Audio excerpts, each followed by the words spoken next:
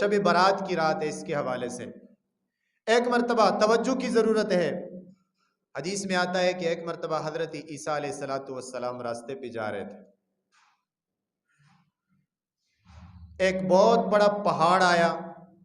تو ویسے بھی جب انسان کسی پہاڑ کو، دریا کو دیکھتا ہے تو انسان کو اللہ کی ذات یاد آتی ہے۔ دیکھیں کتنا بڑا پہاڑ اللہ نے پیدا فرمایا،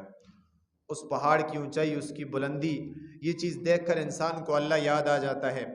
تو وہ تو اللہ کے نبی تھے، اس کو تو ضرور اس پہاڑ کو دیکھ کر اللہ یاد آ گیا ہوگا۔ تو حضرت عیسیٰ علیہ السلام کو بھی پہاڑ دیکھ کر اللہ کی ذات، اللہ کی وحدانیت، اللہ کی قدرت یاد آ گئی، اور عیسیٰ علیہ السلام اسی پہاڑ کے اوپر چڑھنا شروع کر دیا۔ جب پہاڑ کی بالکل چوٹی کے اوپر پہنچے، بالکل چوٹی کے اوپر،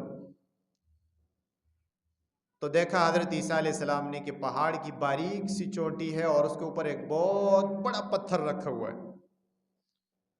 بڑا پتھر، جیسے پہاڑوں کے اوپر ہوتے ہیں بڑے بڑے پتھر۔ تو حضرت عیسیٰ علیہ السلام اس پتھر کو دیکھ کر بڑے حیران ہوئے، سوچا کہ انسان پہاڑ کی چوٹی تک چھوٹا سا وزن بھی نہیں اٹھا کر لا سکتا، اتنا بڑا پتھر اللہ نے کیسے اٹھا کر اس پہاڑ کی چوٹی کے اوپر رکھ دیا۔ اس بات سے حیران ہو گیا۔ پہاڑ پہ جب آدمی چڑھتا ہے، پہاڑ والے لوگوں کو زیادہ پتہ ہوتا ہے کہ وزن اٹھا کر اوپر کی طرف جانا کتنا مشکل ہوتا ہے۔ 10-20 کلو وزن بھی آدمی نہیں اٹھا سکتا، اٹھا کر اوپر نہیں جا سکتا، ویسے پیدل بھی انسان بہت مشکل سے جاتا ہے۔ اب اللہ کی ذات، دیکھو کہ اس پہاڑ کی بالکل چوٹی کے اوپر ایک بڑا پتھر اللہ تبارک و تعالیٰ کی ذات نے رکھا ہوا ہے۔ حضرت عیسیٰ علیہ السلام دیکھ کر حیران ہوئے، اللہ سے پوچھا یا اللہ یہ اتنا بڑا پتھر تو نے یہاں کیسے رکھا ہوا ہے؟ تو اتنے میں زلزلہ آیا، اور زلزلہ آنے کی وجہ سے وہ پتھر ٹوٹا۔ حدیث میں آتا ہے کہ پتھر ٹوٹا جب، اور اس پتھر کے اندر یا اس پتھر کے نیچے حضرت عیسیٰ علیہ السلام نے دیکھا کہ ایک آدمی کھڑا ہے، اللہ کی عبادت کر رہا ہے، اللہ کی عبادت کر رہا ہے، اور اس آدمی کے پاس خوبصورت پانی کا چشمہ بھی موجود ہے، اور ساتھ کھانے کے لیے طرح طرح کی نعمتیں بھی موجود ہیں۔ حضرت عیسیٰ علیہ السلام اس پتھر سے زیادہ اس نعمتوں کو اور اس آدمی کو دیکھ کر حیران ہو گئے کہ یا اللہ اس پہاڑ کی چوٹی کے اوپر اور یہ آدمی اتنی نعمتیں ساتھ پڑی ہوئی ہے، اور اللہ تبارک و تعالیٰ کی نعمتیں اس کے پاس موجود ہے، اور کھڑا اللہ کی عبادت کر رہا ہے۔ عیسیٰ علیہ السلام نے اس آدمی سے پوچھا کتنے سال سے تو عبادت کر رہا ہے؟ تو اس آدمی نے کہا میرے 400 سال ہو گئے ہیں، 400 سال سے میں مسلسل اللہ کی عبادت کر رہا ہوں، بغیر کسی ناغہ کے، نہ کھانے کے لیے دور جاتا ہوں، نہ کمانے کے لیے جاتا ہوں، نہ پینے کے لیے جاتا ہوں۔ آج کل ہمارے ہاں تو یہ ہے ہر آدمی کہ ہم اللہ کی عبادت بھی کرتے ہیں تو ہمیں کھانے کی ضرورت بھی پڑتی ہے، کمانے کے لیے بھی جانا پڑتا ہے، پھر غمی خوشیاں ہوتی ہیں ان پر بھی جانا پڑتا ہے، پھر کئی اور معاملات ہوتے ہیں ان پر بھی جانا پڑتا ہے۔ تو ہم اس طرح بعین ہی مسلسل بغیر کسی وقفے کے اتنی عبادت نہیں کر سکتے، پھر اتنی لمبی عمر ہی نہیں ہے ہماری ہاں کہ ہم 400 سال عبادت کریں۔ تو حضرت عیسیٰ علیہ السلام جو ہے دیکھ کر بڑے حیران ہوئے، اور اللہ تبارک و تعالی سے درخواست کی اللہ یہ کتنا عظیم بندہ ہے، کتنا خوش قسمت بندہ ہے، اتنی زیادہ اللہ تبارک و تعالیٰ کی عبادت کر رہا ہے، اتنی زیادہ اللہ تبارک و تعالیٰ کی عبادت کر رہا ہے۔ تو حضرت عیسیٰ، توجہ میری طرف، حضرت عیسیٰ علیہ السلام نے اللہ سے پوچھا یا اللہ یہ کیا ماجرا ہے؟ اللہ تبارک و تعالیٰ نے فرمایا ذالک فضل اللہ یؤتیہ من یشاء، یہ اللہ کا فضل ہوتا ہے جس کو اللہ تبارک و تعالیٰ دے دیتا ہے۔ لیکن ایک بات اور بھی سن لیں، اللہ تبارک و تعالیٰ نے فرمایا اے عیسیٰ میری ایک امت ہوگی جو آخری نبی کی امت ہوگی، وہ امت آئے گی اور میں ان کے اوپر ایک رات ایسی بھیجوں گا جس کو شب برات شعبان المعظم کی 15ویں رات کہا جاتا ہے۔ میں وہ رات ایسی بھیجوں گا کہ اس رات کے اندر اگر وہ میری امت آخری امت عبادت کرے گی تو ان کو میں اتنا ثواب عطا کروں گا جیسے اس بزرگ کی 400 سال مسلسل عبادت کی۔ اتنا بھی ان کو ثواب عطا کروں گا، اس سے بھی زیادہ ثواب عطا کروں گا۔ تو میں نے شروع میں عرض کیا کہ اللہ چاہتے ہیں کہ میرے بندہ کسی نہ کسی طریقے سے گناہوں سے دھل کر پاک صاف ہو کر میرے پاس آ جائے، تو اسی کے لیے اللہ تبارک و تعالیٰ نے شب برات کی رات بھیجی ہے کہ اس کے اندر عبادت کرتا ہے تو انسان اللہ کا قرب حاصل کرتا ہے۔ شب برات کی رات کچھ اعمال کرنے ہیں اور کچھ کام کرنے والے ہیں اس رات کے اندر۔ ایک بات تو آپ لوگ سمجھ گئے، پہلی بات اس رات کے حوالے سے یہ ہے کہ اس کی فضیلت ہے یا نہیں۔ بہت سارے مسائل اس میں آتے ہیں، افراد و تفرید ہوتی ہے، لیکن صحیح بات آپ سمجھیں، اس رات کی فضیلت ہے یا نہیں ہے۔ جیسے میں نے آپ لوگوں کے سامنے حدیثیں بیان کی کئی ساری کہ اس رات کی فضیلت کئی حدیثوں سے ثابت ہے۔ نبی علیہ الصلوۃ والسلام کی کئی حدیثوں سے شب برات کے رات عبادت کرنے کی فضیلت ثابت ہے، تو لہذا اس رات عبادت کرنی چاہیے اور حدیث سے بھی ثابت ہے۔ نبی علیہ الصلوۃ والسلام اور صحابہ اکرام اور بزرگوں کے اعمال سے بھی یہ بات ثابت ہے کہ اس رات عبادت کرنی چاہیے۔ ایک بات تو یہ ہے کہ اس رات کی فضیلت ثابت ہے، دوسری بات یہ ہے کہ اس رات عبادت کون سی کرنی ہے، کون سی عبادت ہے، تو یہ بات مسئلہ یہ ہے کہ اس رات کوئی مخصوص عبادت حدیث سے ثابت نہیں، کوئی مخصوص عبادت کی یہ عبادت اس رات میں کرنی ہے نہیں، کوئی بھی عبادت کر سکتا ہے، قرآن کی تلاوت بھی کر سکتا ہے، نوافل بھی پڑھ سکتا ہے اور ذکر اذکار بھی کر سکتا ہے، درود پاک بھی پڑھ سکتا ہے، سارے اعمال اس رات کر سکتا ہے، اور پوری رات بیٹھ کر عبادت کرنا یہ بھی ضروری نہیں۔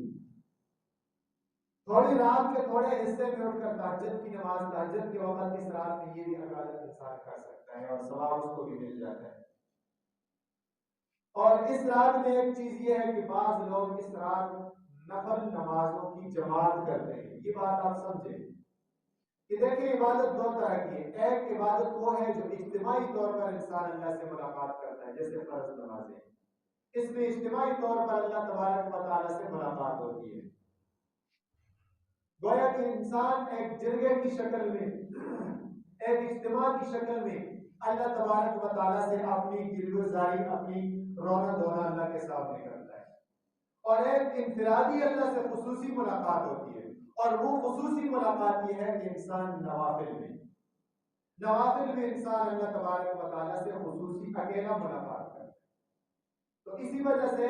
نوافل نماز جتنی بھی ہے ان کی جماعت مکروہ ہے، جماعت نہیں کی جاتی، وجہ یہ کہ اللہ سے خصوصی ملاقات ہوتی ہے، اور اسی کی وجہ یہ ہے کہ نوافل نماز جتنی بھی ہے وہ انسان کا اپنا براہ راست اللہ کے ساتھ ایک خصوصی ملاقات ہوتی ہے، اس میں جماعت وغیرہ کی کوئی صورت نہیں ہوتی۔ تو اس وجہ سے تہجد کی نماز ہو گئی، نوافل نماز ہو گئی، ان سب کو انفرادی طور پر اکیلا بندہ ادا کرتا ہے اور اس میں ثواب ہے، تو لہذا اس رات جماعت کے ساتھ کوئی بھی نفل ادا کرنا یہ صحیح نہیں ہے، صحابہ اکرام کے عمل سے بھی ثابت نہیں ہے، نبی علیہ الصلوۃ والسلام کے عمل سے بھی ثابت نہیں ہے، اور بزرگوں کے عمل سے بھی نوافل کی جماعت ثابت نہیں ہے، تو لہذا جو چیز ثابت نہ ہو اس کو کرنا یہ چیز شرعاً درست نہیں ہوتی۔ اور تیسری بات یہ ہے کہ اس رات قبرستان جانا، نبی علیہ الصلوۃ والسلام کی زندگی میں، جیسے پہلے میں نے واقعہ پورا تفصیلاً بیان کیا کہ ایک مرتبہ اس رات قبرستان جانا نبی علیہ الصلوۃ والسلام کی زندگی میں ثابت ہے، حدیث سے یہ بات ثابت ہے کہ نبی علیہ الصلوۃ والسلام ایک مرتبہ شب برات کی رات قبرستان گئے ہیں، تو اس رات قبرستان جانے میں بھی کوئی حرج نہیں ہے، اگر کوئی آدمی ایک مرتبہ سنت سمجھ کر چلا جاتا ہے تو اس کو ثواب ملتا ہے، لیکن کوئی آدمی نہیں چاہتا تو یہ نبی علیہ الصلوۃ والسلام کی سنت جاریہ ہے، نبی علیہ السلام کا حکم نہیں ہے کہ اس رات ضرور قبرستان جائے۔ ویسے بھی علماء فرماتے ہیں کہ اس فتنے کے زمانے کے اندر، مصیبت کے زمانے کے اندر انسان کو قبرستان ضرور جانا چاہیے۔ انسان اپنی دنیا کی عیش و عشرت میں لگا ہوا ہے، دنیا کی اپنے خوبصورت کمروں میں بیٹھا ہوا ہے، اے سی والے کمروں میں بیٹھا ہوا ہے، پنکھوں کے نیچے بیٹھا ہوا ہے، دنیا کی عظیم عظیم نعمتیں استعمال کر رہا ہے، موبائل اور دنیا کی کئی لذتوں کے اندر لگا ہوا ہے، ان ساری لذتوں کو پورے ہفتے وہ دیکھتا ہے تو ہفتے میں ایک دن اس کو قبرستان بھی جا کر قبرستان بھی دیکھ کر یہ سوچ کر لینا چاہیے کہ یہ ساری لذتیں تو میں استعمال کر رہا ہوں، لیکن ایک دن مجھ سے یہ ساری لذتیں، یہ گھر کی خوشیاں، یہ گھر کی سکون، یہ گھر کی جو ہے نا رہائشی مجھ سے رہ جائے گی، اور میرا اصل گھر جو یہ ہے اس کے اندر مجھے آنا ہے۔ اس نیت کے ساتھ انسان کو کم از کم ہفتے میں ایک مرتبہ قبرستان ضرور جانا چاہیے، اور اس نیت کے ساتھ جانا چاہیے کہ میں جتنی بھی عیش و عشرت دنیا کے اندر کر رہا ہوں، جتنی بھی خوشیاں دنیا میں حاصل کر رہا ہوں، ایک نہ ایک دن بڑی عمر 1000 سال ہو جائے، ایک نہ ایک دن مجھے ان سب خوشیوں کو لذتوں کو چھوڑ کر اس قبر میں آ کر آرام کرنا ہے۔ جو یہ میرے والدین ہیں، بھائی ہیں، رشتے دار ہیں، آرام کر رہے ہیں، ایک دن مجھے بھی آ کر یہاں پر آرام کرنا ہے اور اپنے دنیا کے سارے اعمال کا جواب دینا ہے۔ اس نیت کے ساتھ ویسے بھی شب برات کی رات جاتے ہیں پھر بھی، لیکن ویسے بھی ہفتے میں ایک مرتبہ قبرستان جانا چاہیے، اور یہ دیکھنا چاہیے کہ وہ قبر والا بھی میری طرح عیش و عشرت کر رہا تھا، وہ قبر والا بھی میری طرح کبھی اکڑ کر چل رہا تھا، وہ قبر والا بھی میری طرح کبھی بڑی بڑی گاڑیوں میں چل رہا تھا۔ آج وہ اس قبر کی کتنی جگہ اس کو نصیب ہوئی ہے۔ آج اگر اس نے بڑے اعمال کیے ہیں تو حدیث میں آتا ہے قبر اس کے لیے جنت کا باغ بنی ہوئی ہوگی، اگر اعمال نہیں ہے تو قبر اس کے لیے جہنم کا گڑھا بنی ہوئی ہوگی۔ تو میرا بھی یہی حال ہو سکتا ہے۔ تو اس نیت کے ساتھ کہ مجھے بھی ایک دن وہاں جانا ہے، قبرستان پر حاضری دینی چاہیے۔ اور آخری بات یہ ہے کہ اس رات دعاؤں کا اہتمام کرنا چاہیے، اور میں نے عرض کیا کہ اس رات کے اندر شب برات کی رات جو آدمی گناہوں سے معافی مانگتا ہے، سارے لوگوں کی مغفرت ہو جاتی ہے، لیکن چند لوگ ایسے ہیں جن کی مغفرت نہیں ہوتی۔ مختلف حدیثوں میں ان کا ہے تقریباً 8 قسم کے گنہگار ایسے ہیں جن کی شب برات کی رات کی مغفرت نہیں ہوتی۔ ان میں سے پہلا یہ ہے کہ جو شرک کرتا ہے اللہ کے ساتھ، اللہ کی ذات کے ساتھ شرک کرنے والا آدمی، اس کی مغفرت نہیں ہوتی۔ ابھی ان کی تفصیل کا وقت نہیں ہے۔ دوسرا یہ ہے کہ جو آپس میں بغض اور حسد رکھنے والا آدمی ہے ایک دوسرے کے ساتھ، اس شب برات کی مقدس رات بھی اس آدمی کی مغفرت نہیں ہوتی۔ بغض اور حسد کیا ہے کہ ایک آدمی کی کسی دوسرے سے کوئی مسئلہ ہو گیا ہے، اب وہ اسے انتقام بدلہ تو نہیں لے سکتا، لیکن اس کی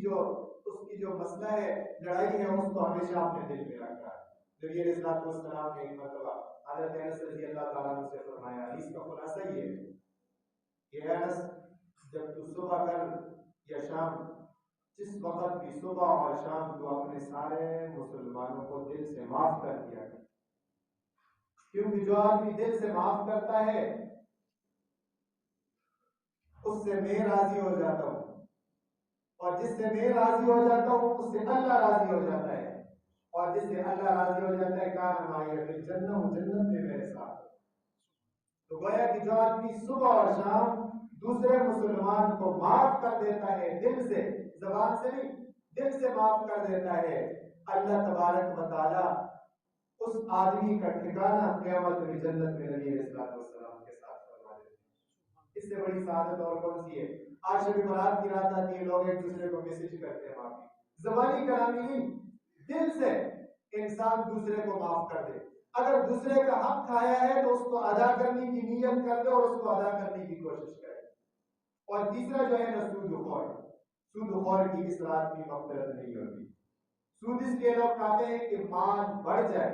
سود کا کاروبار اس لیے کرتے ہیں کہ مال بڑھ جائے، حالانکہ قرآن میں اللہ فرماتے ہیں یمحق اللہ الربا ویربی الصدقات، جو آدمی سودی کاروبار کرتا ہے اس کا مال مٹ جاتا ہے، اور جو صدقہ کرتا ہے اللہ اس کے مال کو بڑھا دیتا ہے۔ یہ قرآن کا اصول ہے، قرآن کا اصول ہے، سود سے مال کم ہوتا ہے، صدقے اور زکوٰۃ سے مال بڑھتا ہے۔ ہم کہتے ہیں سود سے مال بڑھتا ہے۔ تو اس لیے ایک ہی اور تیسرا گناہ یہ ہے، زنا کرنے والا آدمی اس رات کی اس کی مغفرت نہیں ہوتی۔ جس انسان کے اندر بھی یہ گناہ ہے ان سے توبہ کر لے اور آئندہ نہ کرنے کی نیت کرے، اور اس رات جو ابھی آنے والی رات ہے شب برات کی، اس کو عبادت کریں۔ اللہ تبارک و تعالیٰ اس کی وجہ سے ہمارے گناہوں کو بھی معاف فرمائیں گے اور ہمارے